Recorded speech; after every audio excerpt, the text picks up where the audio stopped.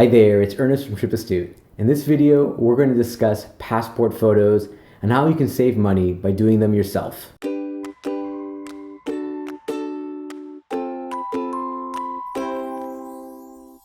Passport photos are one thing that I often recommend that people carry when traveling and have available at all times. You never know when you might need one. For example, if you lose your passport, you'll likely need one at the embassy, and if you're traveling under a visa, you'll often have to provide one.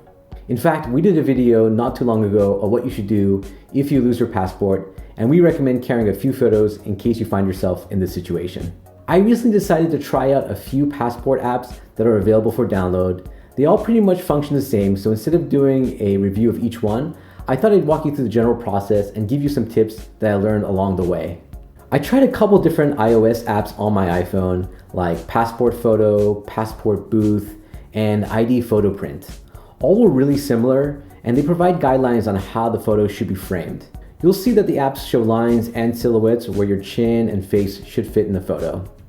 The apps essentially walk you through the process and explain what you should and should not do.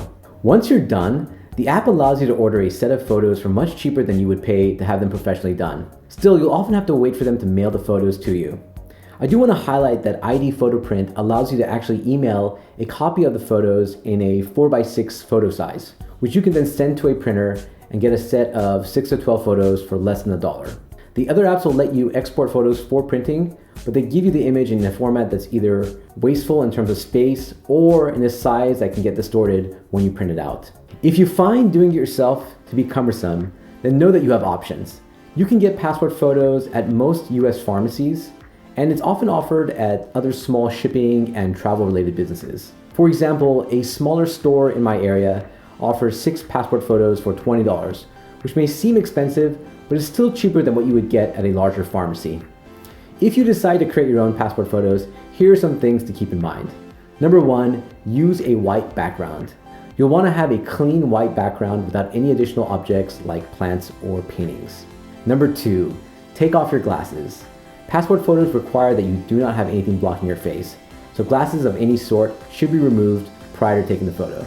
Number 3, bounce light to reduce shadows. You'll want to avoid shadows in your picture. To do so, you may need to bounce light in your room. You don't necessarily need to have expensive lighting to do this either.